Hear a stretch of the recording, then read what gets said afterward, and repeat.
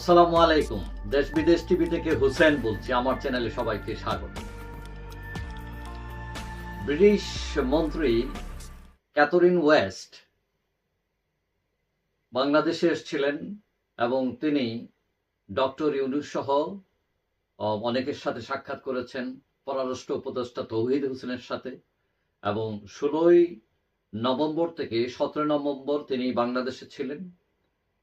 Catherine West হচ্ছেন British সরকারের under secretary, পররাষ্ট্র মন্ত্রণালয় এবং কমনওয়েলথের। এখন তিনি বাংলাদেশ থেকে পরে ইন্ডিয়া গিয়েছেন এবং ইন্ডিয়ায় একটি সংগঠন আছে, নাম হচ্ছে right and risk analysis group.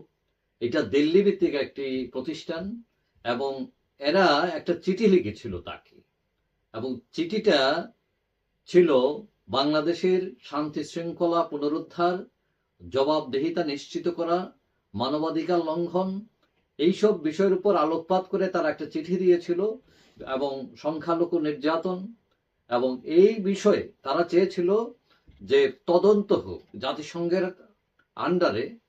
এবং তাদের এই দাবির জবাবে ক্যাথরিন ওয়েস্ট জানিয়েছেন যে জাতিসংঘের তদন্ত যদি হয়, 5 আগস্টের পর যেসব হত্যাকাণ্ড হয়েছে, মানবাধিকার লঙ্ঘন হয়েছে, সেই জাতিসংঘের আন্ডারে তদন্ত হলে যুক্তরাজ্য তাকে সমর্থন দেবে।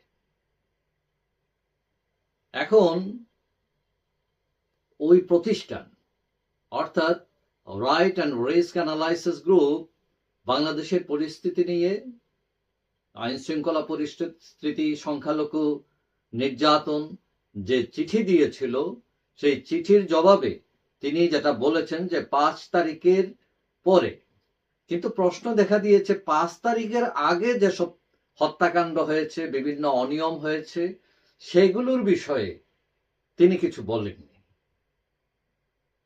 এখন কেউ কেউ মনে করেন 5 তারিখের পরে যেসব হত্যাকাণ্ড হয়েছে, বিচার বহির্ভূত হত্যাকাণ্ড, মানবাধিকার লঙ্ঘন হয়েছে, সেগুলোর যেরকম তদন্ত দরকার, ঠিক একইভাবে 5 তারিখের আগে যেসব ঘটনা ঘটেছে, হত্যাকাণ্ড ঘটেছে, তারও তদন্ত দরকার। এখন ক্যাথরিন ওয়েস্ট হচ্ছেন ব্রিটিশ সরকারের একজন আন্ডার সেক্রেটারি। আন্ডার সেক্রেটারি মানে আমাদের দেশের একজন উপমন্ত্রীর মতো। এখন তার এই কথায় কতটুকু টনক নড়বে এবং কতটুকু কাজ হবে, এটা নিয়ে প্রশ্ন দেখা দিয়েছে। তবে তার প্রস্তাব বা সমর্থন একদম কাজে আসবে না, সেটাও বলা যাবে না।